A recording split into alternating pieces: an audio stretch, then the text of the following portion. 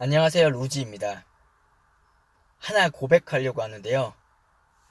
저번에 개발 압력이 큰 서울 도심부에 근린생활시설로 돼 있는 빌라를 구매해서 현재 주택 용도로 쓰고 있는 이 물건을 다시 원 용도인 상가 용도로 전환해서 내가 거기서 무언가 해보자, 또는 신규 임차인을 구해서 세팅을 다시 바꿔보자 라고 했었죠. 그러면서 이 주거용으로 쓰고 있는 이 저평가된 이 자산을 다시 상가로 바꿔서 주변 임대 시세가에 맞게 다시 세팅을 하고, 거기서 원래 상가라는 게 월 임대료 수준에 맞춰서 수익률에 따라서 자산 가격이 변동되잖아요. 그것을 이용해서 내 가치를 올리는 방향으로 한번 해보자 라고 얘기를 했었고, 이것의 핵심은 지분이 괜찮은 물건을 사서 묻어놓으면 주변에 어떤 이슈가 터질 때마다 때 넘겨도 괜찮고, 이걸 꼭 재개발까지 가져갈 필요는 없다 라고 얘기를 했었는데요. 그 물건이에요. 근데 제가 여기서 실수를 한 게 있었습니다. 1층 물건을 벽을 허물어 가지고 유리면을 대는 거는 성공했어요. 그거는 주택가 주무관도 오케이 해서 제가 한 거고요. 문제는 없었어요. 그런데 이걸 하면서 조금 그 옆에 남는 짜투리 공간이 있어서 그 공간까지 터가지고 마감을 했죠.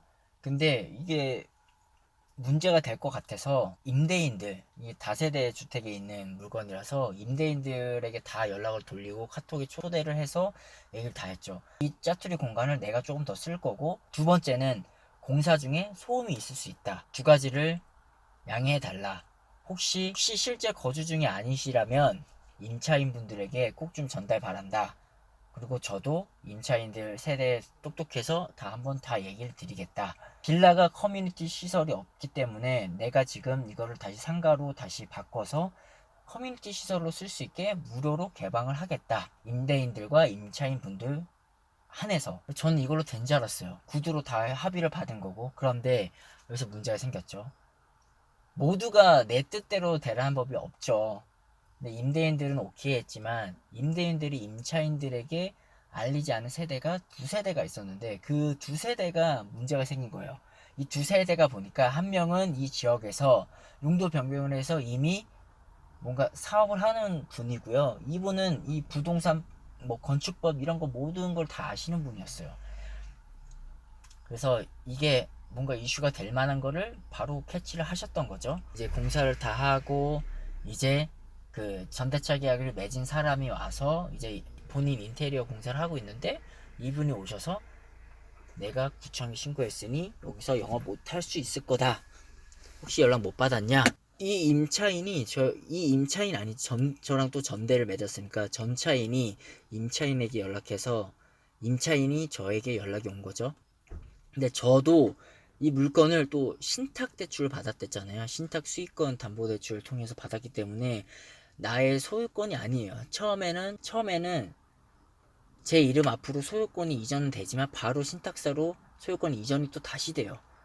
그러다 보니까 이 구청에서 이거를 좀 다시 원복하라는 이런 제지 사항이 저에게 한 달 뒤에 온 거예요. 근데 제가 이걸 다시 원복해야 하는 기간이 또 한 달인 거죠. 그래서 이건 뭔가 좀 심각하다 라고 생각해서 우선 전체인에게는 미안하지만 임대차 계약을 다시 해지하고, 투자했던 비용에 대해서 다시 드리고, 그리고 다시 임차인이 또 전차인을 구하기 시작했죠. 대신 조건을 낮췄죠. 저도 월세를 또 더 낮춰드렸고, 그런 식으로 지금 구하고 있고, 어제 올렸는데 다행히도 두 분이 오늘 또 본다고 해서 임차인이 전차인 미팅해가지고 뭔가 한다고 하더라고요. 그런데 저는 이게 솔직히 안 돼도 상관없어요. 제 의도는 월세 수익이 아니라 우선 이 주택이 다시 상가 용도로 제대로 쓰였으면 하는 게 저의 90% 생각이었기 때문에 사실 그렇게 충격 먹진 않았어요. 뭐 물론 처음에는 당황했죠. 들지 않아도 되는 다시 원복 비용은 제가 좀 부담을 해야 되니까요. 그 부분에 대해서는. 근데 그보다 제가 이 경험을 통해서 드리고 싶은 게 그거예요. 이 문제가 터졌을 때 제가 가만히 있었냐, 이 측면인데요. 절대 저는 가만히 있진 않았어요. 제가 우선은 몰랐던 부분이고, 몰랐으면 이거를 알아가면 된다고 생각했어요. 그래서 이 구청 주무관에게 전화를 해서 우선 만나자고 했죠. 민원인의 의지가 강하고 굽힐 생각이 없기 때문에 어쩔 수 없지만 다시 요 짜투리 부분은 다시 원복해야겠습니다 라고 하더라고요. 그래서 유리를 빼서 유리면을 조금 줄여가지고 다시 옆에 시멘트해서 벽을 다시 세우고 마감 다시 해달라 라고 하길래 제가 그 얘기를 했어요. 그러면 주무관님, 민원인의 이슈만 해결이 된다면 이 정도는 그냥 넘어갈 수도 있냐 했더니 우선 본인도 얘기를 해보겠다고 하더라고요. 그래서 여기까지는 우선 오케이. 그러면 제가 바로 그 문제의 민원인을 만나서 한번 얘기를 해보겠다. 그래서 오케이 기회를 주셨어요. 그래서 가서 똑똑똑 하고 만났죠. 만나서 얘기했는데 뭐 사람을 폄하하는 건 아니지만 진짜 이 첫 인상부터 이 사람은 안 되겠다는 그런 생각이 확 들었어요.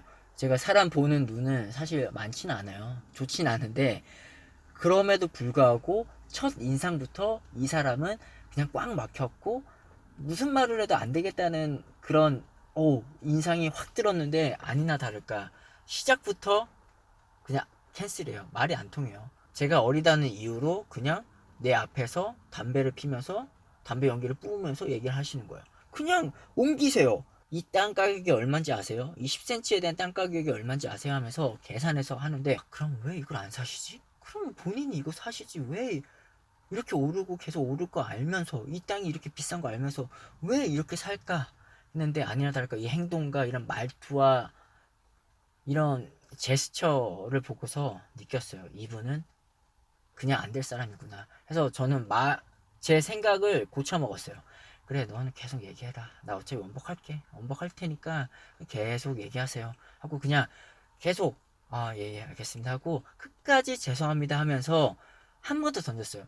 그런데 제가 진짜 이게 신탁사에 묶여 있는 거고 좀 하기에 조금 그런 부분이 있는데 좀 한번 다른 세입자분들은 다 오케이 해주시고 임대인분도 다 오케이 했던 부분이고 네, 제가 이 주변에 있는 페인트부터 바닥 양생까지 다 해서 맞춰드리는 조건으로 한 건데 이거 좀 한번 해주시면 안 되겠냐 했더니 나도 사정 있다고 누가 사정 없냐고요 하면서 30분 동안 내가 진짜 이러고 살아야 되나 싶을 정도로 막 생각이 들었고 아무튼 이렇게 문제는 해결됐고 공사를 다 하고 있어요.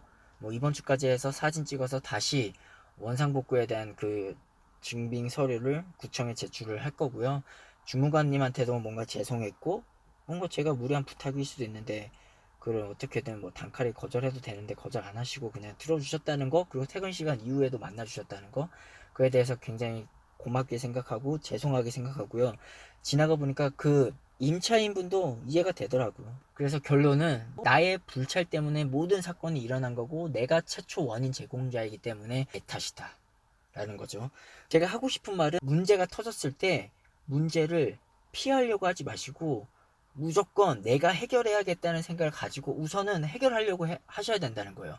내가 만약에 이거에 대해서 난 몰라. 나는 임차인하고 계약하고 전대차 계약은 그냥 해달라고 해서 해준 거니까 니네가 알아서 해 라고 했거나 그냥 방관했으면은 솔직히 제가 해결을 안 해도 돼요. 빠져도 되는 거지만 제 의견도 어느 정도 들어갔고 제가 이런 조그만 물건 샀기 때문에 이런 문제도 생긴 거고 그래서 제가 나서서 풀려고 구청 주무관도 만나고 그 임차인도 만나고 해서 문제를 풀려고 했던 거고 내가 이렇게까지 문제를 풀려고 노력을 했는데도 안 됐으면 저도 나름 깔끔하게 포기할 수 있다는 거죠.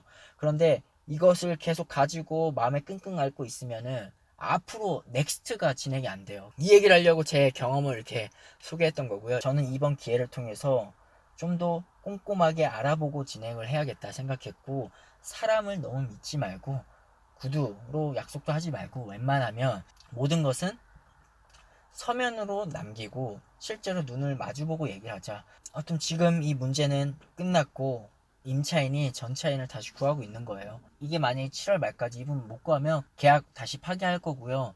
그냥 제가 받았던 보증금 다시 돌려드릴 거예요. 그리고 이 공간에서 제가 다시 하거나 아니면 임대료를 다시 올려서 원래 상가 이미 됐으니까 다시 구하거나 그렇게 할 생각이고, 만약에 제가 여기서 무언가 한다고 생각했을 때 우선 떠올랐던 게 뭐 별 볼 일은 없지만 내가 아는 지식을 좀 공유할 수 있는 공간 하나 만들고 싶다는 생각을 했어요.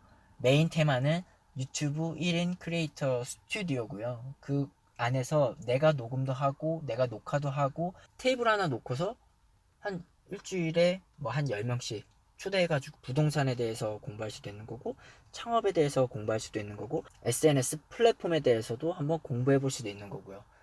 재밌을 것 같다는 생각을 했어요. 이게 답인지 아닌지는 저 모르겠어요. 한 8평, 10평 정도 규모의 상가가 있으면 여러분 뭐 하고 싶으세요?